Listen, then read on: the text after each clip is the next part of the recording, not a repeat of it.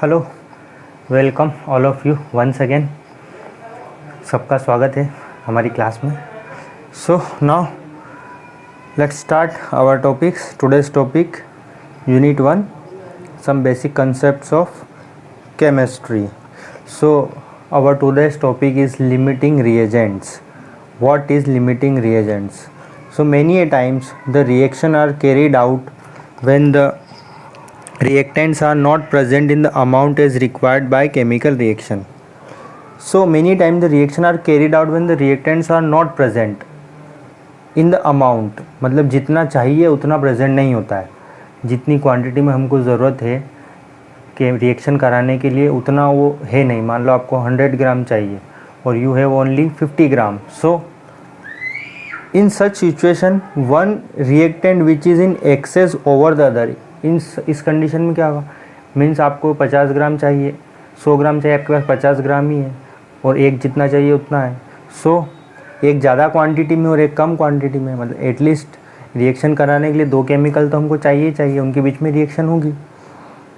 So in such situation one reactant which is in excess, excess means ज़्यादा, which is excess over the other, so their reactants which get consumed, the reactants which get consumed limits the amount of the product.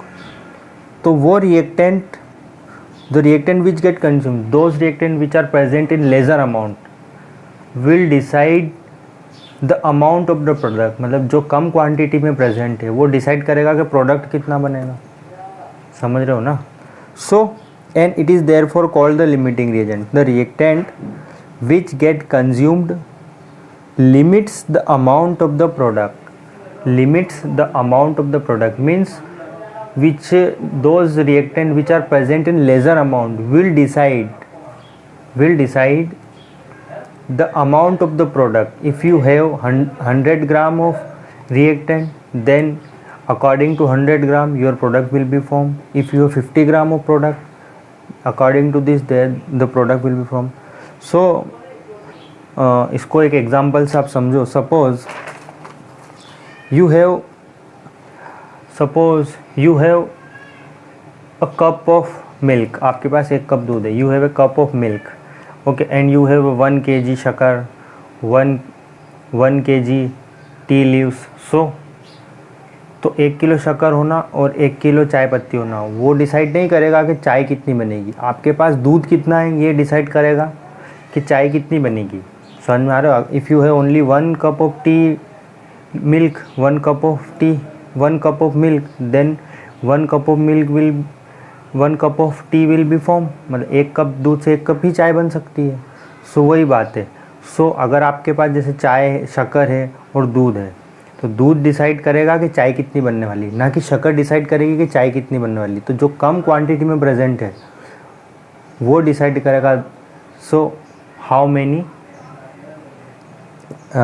how much tea is formed. So those reactant which is present in lesser amount, जो कम quantity में present है वो decide करेगा कि product कितना बनने वाला है। Are you getting my point? What I am saying means those reactant which are present in lesser amount will decide how much product will be formed. Okay, let's take an example to understand this topic with the help of a problem. Suppose 3 gram of hydrogen, react with 29 gram of oxygen. 3 gram of hydrogen react with 29 gram of oxygen to form water. So in this case 3 gram hydrogen react करेगा 29 gram of oxygen to form water. water बनता hydrogen. So first question is that which is the limiting reagent, which is the limiting reactant. Second, calculate the maximum amount of water can be formed. कितना calculate the maximum amount of water can be formed, कितना, how many water can be formed from 3 gram of hydrogen and 29 gram of oxygen. And the third question is that calculate the amount of the reactant left unreacted. जो ज़्यादा quantity में present है वो कितना और बच जाएगा रिएक्शन होने के बाद में। मतलब है आपने suppose you have 1 cup of milk and 1 kg शक्कर, तो 1 cup ऑफ मिल्क के लिए कितनी शुगर चाहिए, तो जो बच जाएगी उसको हम बोलेंगे अनरिएक्टेड, जिसने जो बच गया है, जिसकी ज़रूरत नहीं है अब और, ठीक है। So this type of question, first of all you have to write down the balanced chemical reaction. This type of reaction, first of all you have to write down the balanced chemical reaction. So 3 gram of hydrogen and 29 hydrogen and oxygen react to form water. So first one, hydrogen and oxygen react and formed water. ये हमारी reaction है। First of all you have to balance this chemical reaction. So how to balance this chemical reaction? Suppose here oxygen is 2, here oxygen is 1, तो simply multiplied by 2. Here 2 2 जा 4, इधर 4 hydrogen है, इधर 2 हैं, तो इधर 2 को 4 बना लेते हैं. So this is our balanced chemical reaction. Now so let's write down the mass. तो 2 molar mass of hydrogen is equal to 1, एक हाइड्रोजन के लिए 1 होता है, so 4 hydrogen is equal to 4 gram. Oxygen will be 32 gram, एक oxygen के लिए 16, तो 2 ऑक्सीजन के लिए 32. Hydrogen is equal to 36 gram. Okay, so 4 gram react with, अब आपको ये साइड नहीं देखना, ओनली ये वाली साइड देखेंगे. When which is the limiting reactant और which is the limiting reagent. If you want to calculate limiting agent, so you have to see only the reactant, not this product. आप इन दोनों को देखना है. So 4 gram needed, 4 gram hydrogen needed for 32 gram oxygen. 4 gram hydrogen react with 4 gram hydrogen react with 32 gram of oxygen. So first of all find out the limiting reagent, मतलब which reactant is present in the lesser amount, कौन कम quantity में present है. So how will we find out the reagent? Suppose 4 gram of hydrogen react with 3 gram of hydrogen require oxygen. तो 4 gram के लिए आपको 32 ग्राम चाहिए, तो 3 ग्राम के लिए कितना चाहिए, 3 ग्राम के लिए कितनी ऑक्सीजन चाहिए. Suppose see this, 4 gram needed 32 gram oxygen. This is hydrogen and this is oxygen. Okay, 4 gram के लिए 32 ग्राम चाहिए, तो 3 ग्राम है आपके पास में, 3 ग्राम दे रखी है आपको, तो 3 ग्राम के लिए how much oxygen is required. So इन दोनों का रेशो सेम होगा. So find out this, cross multiply. So x is equal to 32 multiplied by 3 divided by 4. This, so कितना आएगा ये, इसको जब आप when you solve this, so it's comes out to be 24 gram. Okay, 24 gram. So oxygen 4 gram के लिए आपको कितनी चाहिए, 32 ग्राम ऑक्सीजन चाहिए. सॉरी, 4 ग्राम के लिए 4 ग्राम you need 32 gram oxygen. So 3 gram you need 24 gram. 4 gram के लिए 32 ग्राम चाहिए. So 3 gram needed 24 gram, but you have 29 gram. But आपको कितनी दे रखी है, 29 ग्राम दे रखी है, मतलब ज़्यादा क्वांटिटी में दे रखी है ना. जैसे कि आपको 4 ग्राम के लिए 32 ग्राम की ज़रूरत है, 4 ग्राम नीडेड 32 ग्राम, तो 3 ग्राम नीडेड 24 ग्राम, बट आपको कितनी दे रखी, 29 ग्राम. कितनी दे रखी है आपको, 29 ग्राम दे रखी है. सो ऑक्सीजन इन एक्सेस, ये ऑक्सीजन वाला है, ये ऑक्सीजन 32 ऑक्सीजन यहाँ पर एक्सेस में. So hydrogen is our the limiting reagent. Those reagent which is present in lesser amount will be our limiting reagent. Means 4 gram के लिए 32 ग्राम चाहिए, 3 ग्राम के लिए 24 ग्राम चाहिए, बट हमारे पास कितनी है, 29 ग्राम, ज़्यादा है. 24 ग्राम ही रिएक्शन चाहिए, बाकी बच जाएगी. सो our first question is solved. Hydrogen is the limiting reagent. We easily find out hydrogen is the limiting reagent. Limiting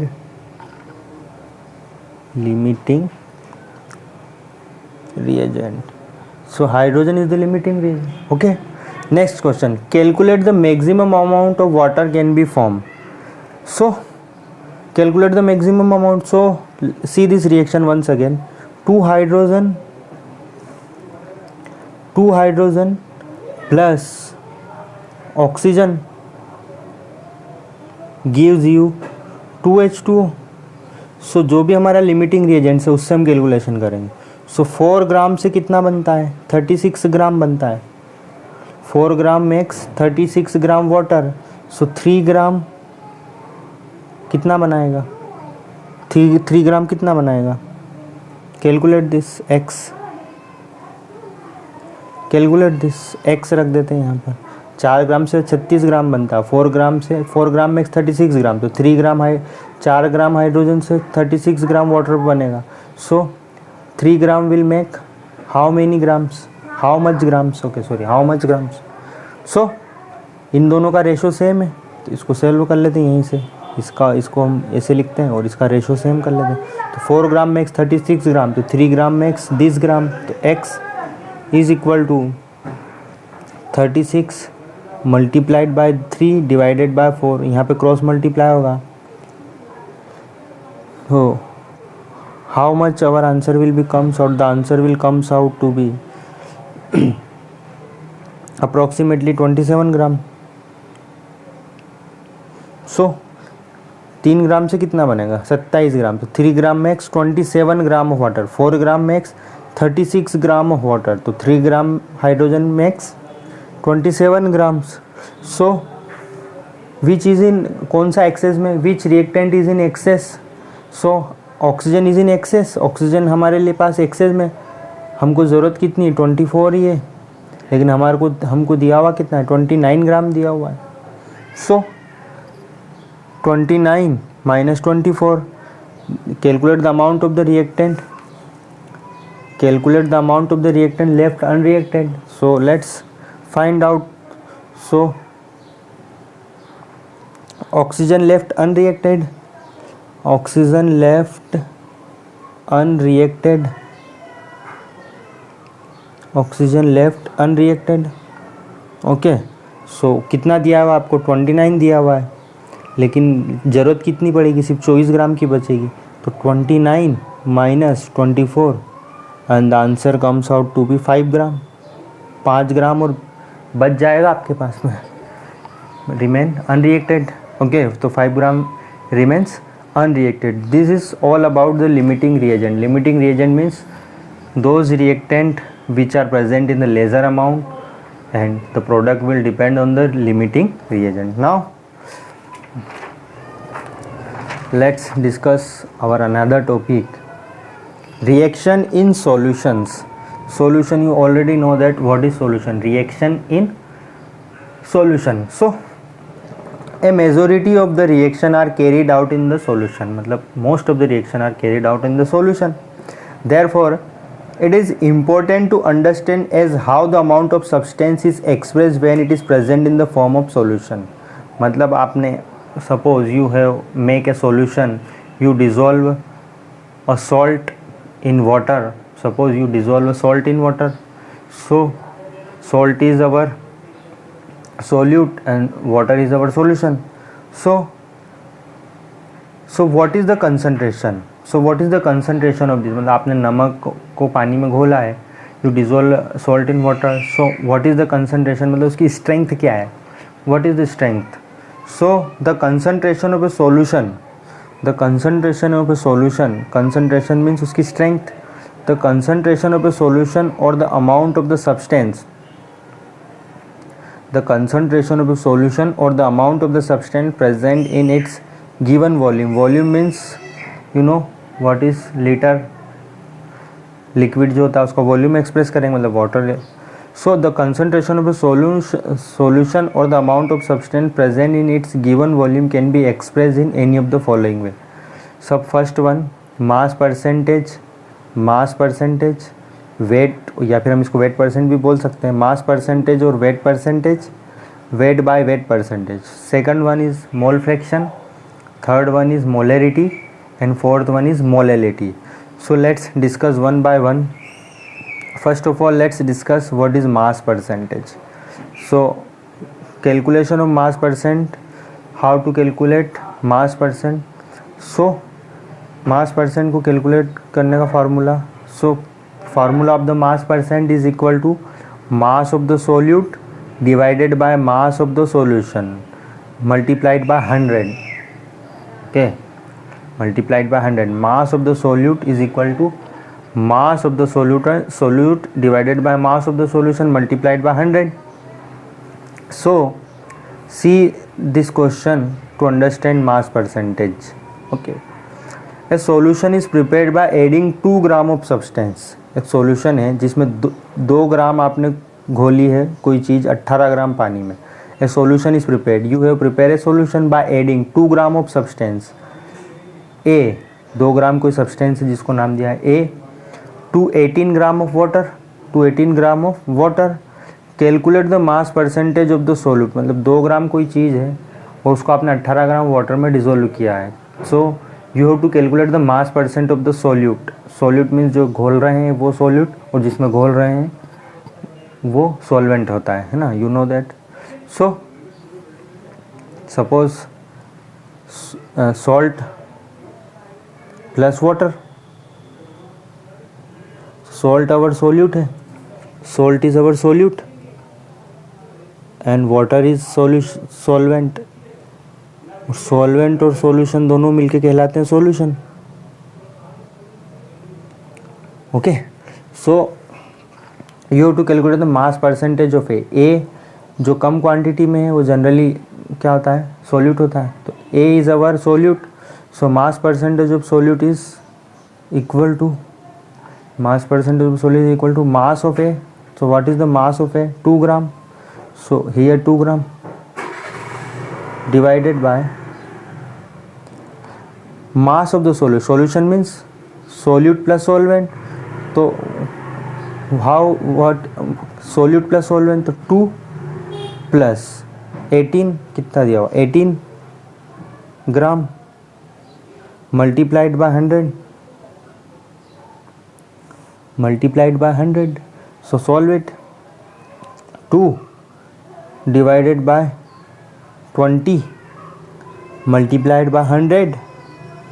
So when you solve this, the answer comes out to be,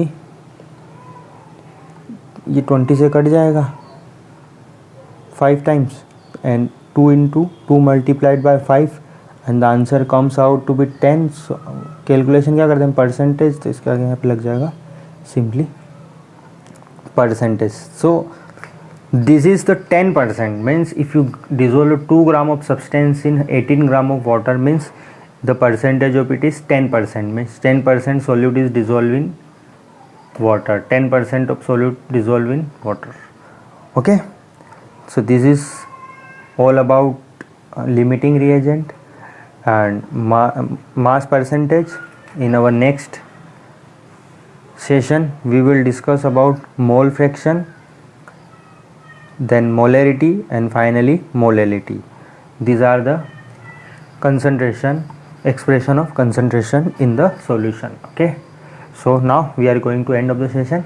Okay, whatever we learned, please practice this, make some notes and purchase your book. If you have don't book, then purchase it, and have you any problem, then mention me, I will solve your problem.